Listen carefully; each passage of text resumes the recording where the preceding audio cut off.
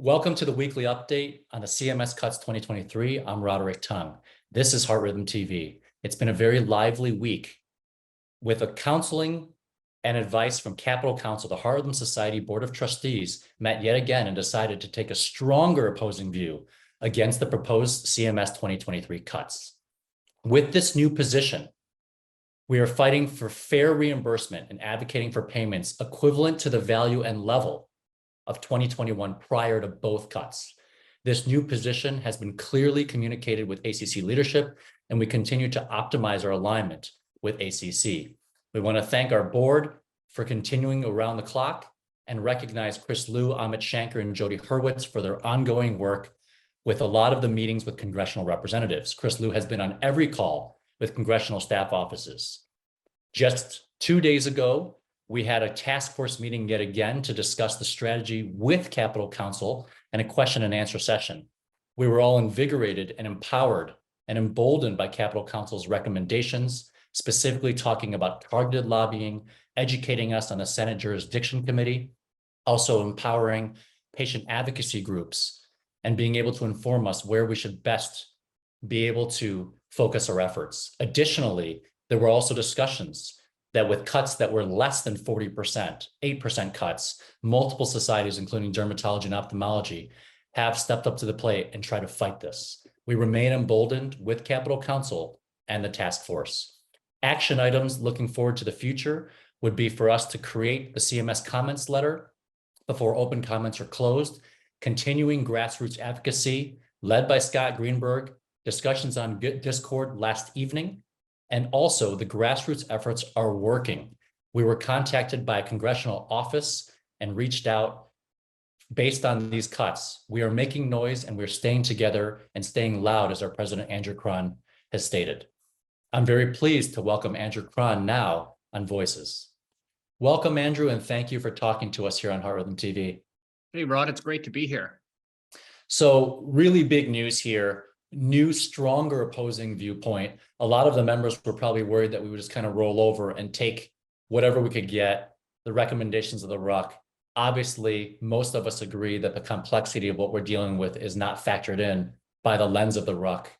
Talk to us a little bit about what happened at those Board of Trustee meetings and this new, stronger opposition. Well, Rod, it's been a month now, and it's been quite the journey. I think when this started off, I thought the major decision-making body at HRS is really the board, and they set direction. So we called an emergency board meeting, sat down and talked about this, weighed the things, and then came up with a position. And then a couple things important happened. I think the first one was we realized we needed to step up and get outside expertise, and that was the idea of hiring a lobby group. And you've already talked about Capitol Council. The second thing was that some people with this in the middle of their desk needed to make this their issue, and that's our task force. And these things take a bit of time to create. And the third thing is we needed to be attentive to the fact that there was a whole robust platform of discussion going on, sometimes in channels like email groups, like our communities, but also outside of these channels. And Discord's a good example of that, and there are other social media presence, Twitter, et cetera. So by listening more broadly, I think due process brought us to this idea of last week when we heard from the task force, and the task force said, listen, this idea of trying to take an intermediate road is really not what reflects the membership's needs. The membership wants a bolder fight than this. And we said, let's take that into consideration and talk to people who do this for a living. And that's Capitol Council, who we're in the process of hiring. And then when that happened, we met with Capitol Council Monday morning and said, they're looking for a change in direction, a stronger position on this. What do you think? And they said, this is how the negotiation happens. You have to be bold and you need to be aggressive about this. That will get the attention, and that it's quite reasonable to say that the cuts are not acceptable. And we are looking for fair reimbursement going forward for what is a more complex procedure than a simple time value would account for. And it involves stress, and it's also crucial to the health of the population. So that led to the board meeting on Monday. We sat down and talked about this and said, do we arrive at this consensus around this more bold approach to this with the advice from Capitol Council? And the answer was yes. This doesn't undermine our policy committee that had this in their desk and had been working away at this for quite some time. but these are rather dramatic incremental cuts from the first round. And so this really got our attention to what membership wants us to do. So here we are talking about it. And there's lots more to talk about what's going on now in terms of taking this forward. Well, what was also invigorating was to hear that there have been equal the amount of intense advocacy efforts for cuts that are much less than what EP is seeing, which is 30 to 40%. They had mentioned other societies that had 8% cuts and still came to the table and were still lobbying. So I think that was very invigorating and made us feel very justified in fighting for fair compensation, fair reimbursement. Yeah, I think the other thing, another message that I really took away from talking to them is this whole idea of language. So what's crucial is the codes from a couple of years ago are gone. We can't reinstate. We're not rolling back. We're not hitting a home run. What we are doing is we're seeking fair compensation. And that fair compensation isn't reflected in the process that's happened up until this point. And so what's crucial in this situation is to say fair compensation, we believe, is aligned with what the codes were back a couple of years ago. And that's the goal of the conversation we want to bring to both the congressional advocates and the politicians that we're trying to lend some weight to this argument, and then to CMS. I think the other thing that people should know is the process of crafting a communication to CMS is two parts. One is a brief communication that everyone's going to see. That's a one-pager that really tries to concisely say why we think this is the case. And the second is an extensive and more detailed one that goes into crucial things like the details of how a time audit is an oversimplification of the nature of ablation. And Andrew, as you've emphasized and Joe Marine emphasized last week on Voices, this is a multi-pronged and multi-phased process. This isn't just getting a quick win here. This is a long-term commitment, which has been going on in Heart Rhythm Society with ACC, but to try to have them better understand, the word educate was used with Capital Council, to educate them on the nature of what we do, the risk, the training, the specialty. We're a small society which cannot be afforded to be minimized because then the services may go away and patient access is gone. So I think that was a great message, but clearly there are so many things that me as a VT ablation passionate enthusiast, we've never captured. We've never gotten the essence of that risk, that specialty. And it's not just time, because PVCs are different from VT. SCAR VT is different from epicardial. And maybe this is our way of waking up and trying to fight for the right codes, the right reimbursements for all the things we do by educating on the nature of catheter ablation. It's interesting to see, this system was kind of running on an autopilot thing until this kind of review happens. And then you get into a situation where you say, how do people arrive at these numbers and decisions and so on? And the clear answer is the system needs some renovation, if not completely revamping. And this is in the radar of ACC as well, that physician compensation reform is a big, important, but it's a long game issue. So, the interaction of RUC, CMS, AMA, those elements of things, those are very entrenched processes. And it's going to take some evolution and rethinking and creativity for us to try to advocate for a better system that can account for things like complexity and stress and the importance of the procedure for the health of the population and so on. So in a way, it's parallel efforts for us. One is this bold short-term attempt to try to get at both the influencers as well as CMS in terms of educating them and influencing their decision. And then the second is to try to partner with agencies and groups like ACC to try to craft some long-term goal to make a more fair compensation system. Well, I love hearing that. Our membership is very engaged. They're very passionate. And thank you for your leadership, Andrew. Thanks to the board. Thanks to all the advocacy that we've had. We'll keep moving forward and update everyone next week. Right back at you, Rod, because we're grateful for you stepping up and being such an important way of communicating with our members and the broader group about how important this is now to us to take forward and advocate for them. Stay tuned. Thanks, Andrew. You bet. And on this segment of Voices in the CMS Cuts 2023, I'm really pleased to introduce Jason Bezozo, our Vice President of Government Relations at Banner Health. Welcome, Jason. Good evening. Thank you for asking me to join you. And Jason, you know that we got put together because I sent a frantic emotional letter to our CEO, Peter Fine. And he said, well, Jason's the one that takes care of all this for us, and put us immediately in touch. And I was so grateful for your prompt response and how much you've been able to help us. Tell us a little bit about your role at Banner Health in government policy. So Banner Health's a large nonprofit healthcare system serving 6 states in the Western United States. In our home state of Arizona, we're the largest private employer in the state and the largest healthcare system. And we have a government relations office like most healthcare systems or other organizations, because government heavily regulates the healthcare system in the US, from payments to the professionals that work in our facilities to the facilities themselves and programs in our facilities. And so we need to have a voice in that process of when the policymakers are enacting policy, whether it's Medicare, Medicaid, licensure issues, the provision of healthcare services. And so my role within Banner is to try to help influence that policymaking process. And it was really, I think we obviously learned a lot from each other with our early discussions. Me educating you that 40% cut over a 2-year period, now consecutive year after year with EP, and EP typically is about 30 to 40% of the revenue of any heart, cardiology division or heart institute. So it's really important to any health system. Jason, tell us a little bit about the steps in which we as an organization, Heart Rhythm Society, needs to take in order to start moving the needle here and having our voices heard.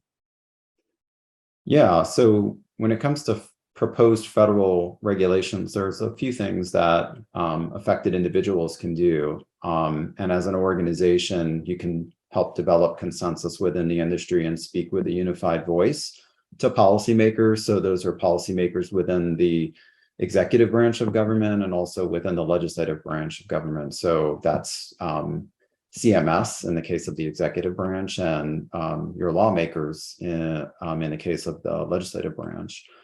And so, if there are proposed regulations that, and in this case, that you would oppose, you can file comments to those proposed rules. There's typically a deadline for filing comments. And then after that, you could also try to work with lawmakers, depending on what the response is from the agency in response to those comments that you file. So if the agency decides not to implement the proposed rule as they proposed, but they make changes that address those comments, then hopefully you're done from that point. If not, then you can seek relief from congressional members and ask them to also weigh in on your behalf with the agency or address the issue through legislation itself. So we filed comments last year and everyone did it individually. You educated me, it's important for us to file a comment just from the society itself, from the task force, from the total number of those that are affected by this. So we're not confident that that will be enough, but it clearly is something that's a necessary step 1 in order to get to step 2, which is seeking relief from congressional leaders. Correct. A lot of what we do in government relations too is education. If you think about with members of Congress, they're dealing with so many issues, from education to the judicial system, the federal budget, taxation, education, transportation. There's so many issues, and they're getting bombarded with messages from all these different organizations and trade groups across the country that are asking them for things. And so I think the first step is generally meeting with members of Congress that represent you. You have 2 state senators from every state, and you have a representative for each district in the state, and meeting with them or their staff and educating them and providing background on the issue is a starting point. And then if you have a comment letter, you would want to share that with them. And then you can do some follow-up from there, depending on, again, what the final rule looks like when that gets issued by CMS. And I think what was really refreshing in talking with you, even twice, you were quick to say, well, let's try to get you meetings with, Senator Sinema and Kelly's office. And that could be done virtually. But you being the liaison and being a lobbyist, it's really useful. And I believe that next Thursday, Kelly's office is coming to Banner and we're supposed to meet with them in person. Is that correct? Yeah, we just happen to have, this is a bit of a fortuitous scheduling for us with one of our senators. So we'll be able to take advantage of that, where his office was coming in just for a tour of one of our facilities that you happen to work at. So that would, that one just nicely aligned, and the other one we're still working on. But yeah, I mean, that's a starting place for everybody that feels like you need to speak up about this proposed reg. I think the challenge is for the physician that's obviously in the EP lab all the time. It's like, how do I get the attention of a senator, of someone in publicly elected office? But again, I urge everyone to go out there and try to find their Jason Bezozo to be able to get them in touch, and use those connections, because it's been really wonderful and very much appreciated here in this situation.